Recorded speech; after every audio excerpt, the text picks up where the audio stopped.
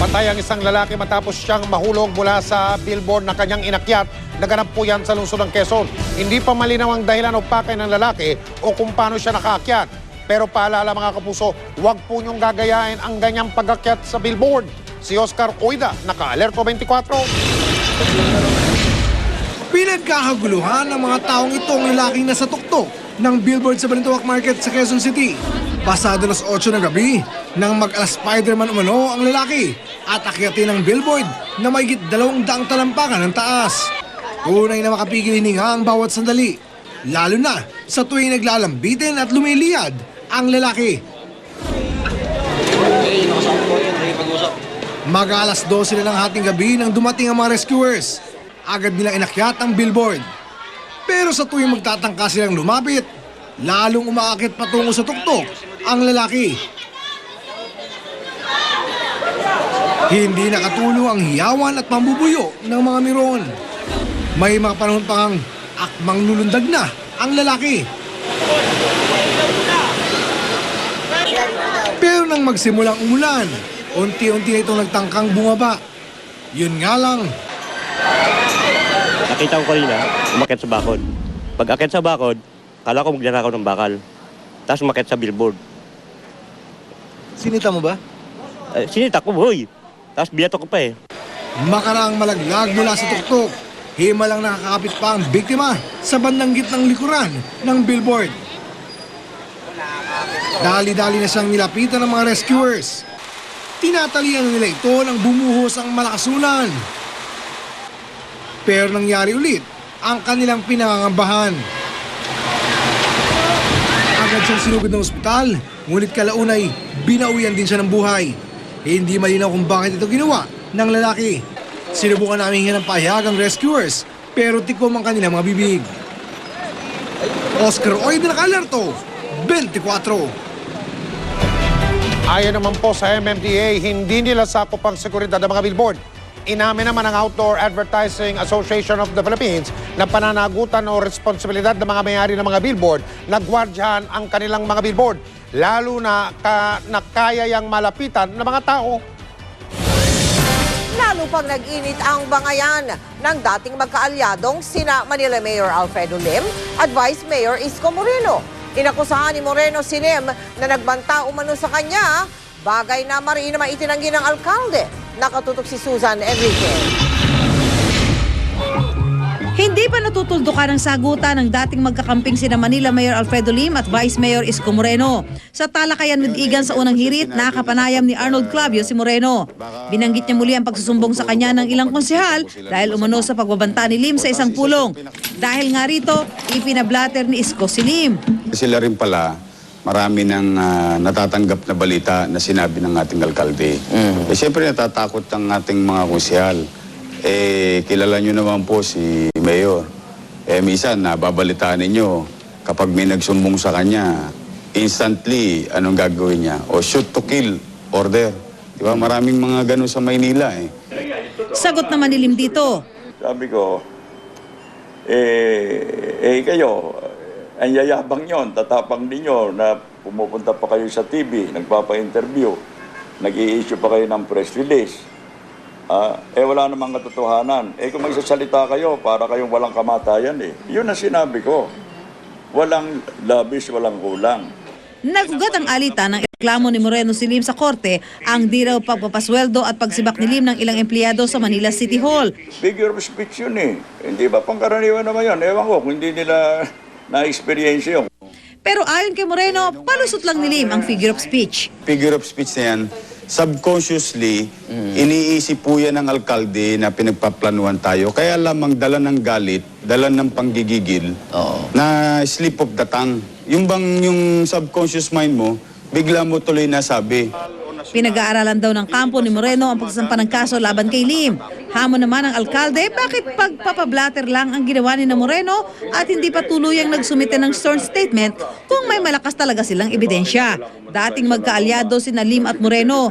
Pero sumanib na si Moreno kay dating Pangulong Joseph Estrada na nag-iisip na kumandidatong mayor ng Maynila sa 2013 elections. Susan Enriquez, nakatutok, 24 oras.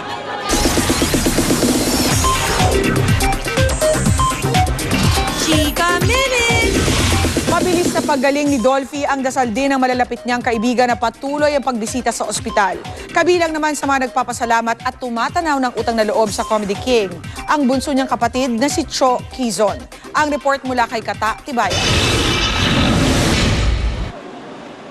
Tuloy-tuloy ang pagbuhos ng suporta at pagbisita ng mga kaanak at kaibigan sa King of Comedy na si Dolphy sa Makati Medical Center.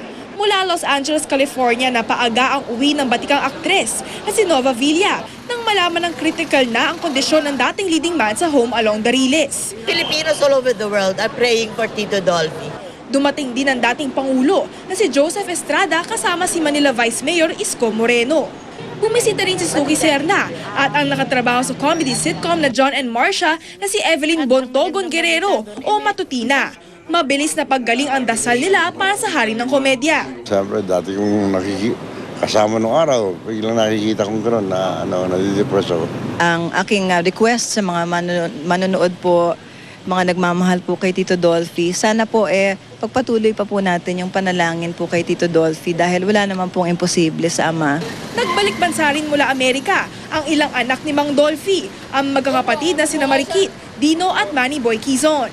Hindi alam nakakarami na may isa pang kapatid si Dolphy, si Milencio Quizon III o mas kilala bilang si Cho, ang adopted na anak ni Mang Milencio at Aling Salud, ang mga magulang ni Dolphy. Higit 4 na dekada ang agwat ng edad ni Mang Pidol at Cho. At kahit ampon, laking pasasalamat pa ni Cho sa kabutihang loob ni Dolphy at ituturing siyang tunay na kapatid. If I'm going to live my life, diba, again, I wouldn't hesitate to be, kung gusto ko nga, yung talagang tunay na kapatid, real brother in the sense. 2 years old pa lang si Cho nang pumanaw ang kanilang papang at si Dolphy na raw ang tumayong ama sa kanilang magkakapatid. Siya nagpaaral sa akin, everything. I'm really thankful. Kuya Dolphy, I love you very much. Kahit likas na masiyahin daw si Mang Pidol, seryoso rin daw ito kung paminsan-minsan. Pero ang katangian na tatak Dolphy na ay ang pagiging maalalahanin sa kapwa at lagi raw itong may bit-bit na pasalubong o regalo kahit kung kanino man. He gives us, like, maliliit lang kami nun and it's a big thing, getting like 5 pesos or 10 pesos. He even went to my place, parang just to, parang bigyan ako ng regalo. Buo pa rin ang tiwala niya na malalampasan ng kanilang buong pamilya ang pagsubok na ito sa tulong ng dasal ng bawat pamilyang Pilipino. In your own little way, in your own small room, just say a little prayer for the King of Comedy. Katatibayan nakatutok 24 oras. Talent manager na si Annabel Rama naghain ng not guilty plea sa reklamong libel na isinampa laban sa kanya ni Nadia Montenegro sa pagbabalik yan ng Chika Minute. Mike? Salamat, Piyak. Kinilala ng UP Alumni Association ng mga natatangi nilang alumni na may malaking nagawa o naiambag o kontribusyon sa lipunan. Kabilang sa kanila ang chairman at chief executive officer ng GMA Network, si Atty. Felipe Gozon. Nakatutok si JP Soriano. Grande ang entrance of colors para sa 2012 UP Alumni Association o UPAA awardees.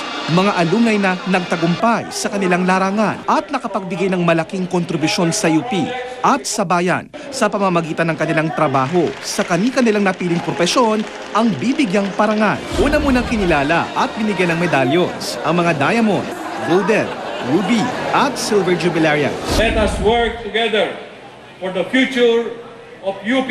Ngayong taon, siyam ang binigyan ng UP ng UPAA Lifetime Achievement Award. Kabilang na si GMA Chairman and CEO Atty. Felipe L. Gozon mula sa UP Batch 1962. Felipe L. Gozon, Associate in Arts 1962, Bachelor of Laws 1962, for having institutionalized a culture of excellence in the communication industry, for his exemplary practice of his profession recognized by several juries of his peers, for having judicially combined a highly successful professional career with public service of far-reaching positive effects. Bakas ang pagagalak sa mag-anak ni Atty. Gozon nang tanggapin niya ang parangal. Naroon ang may bahay ni Atty. Gozon na si Mrs. Teresa Gozon at mga anak na sina Attorney Annette Gozon Abruga, Attorney Philip Gozon at Dr. Marites Gozon Viterbo. Ako ay very honored by the recognition given to me by UP. Alam mo naman, ang UP is the best university as far as I'm concerned. At itong mga honor na binibigay nila, hindi ka nag-a-apply dyan in fact, I didn't know they were considering me. Si Attorney Gozon, binabati natin at harinawa na maipagpatuloy niya yung ginagawa niyang kabutihan at pagpapaunlad ng media, no?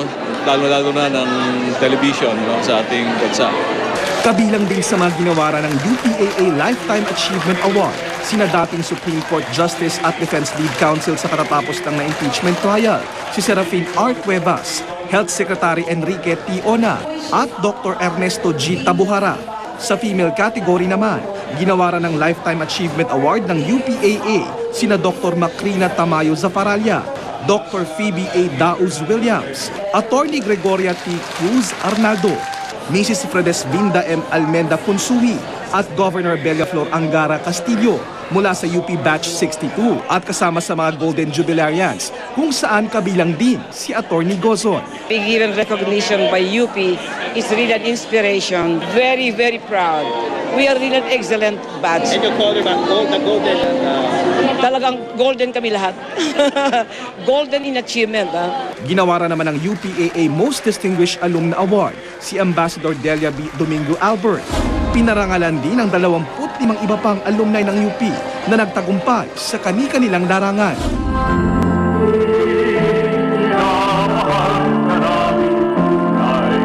JP Soriano, Nakatutok, 24 Oras.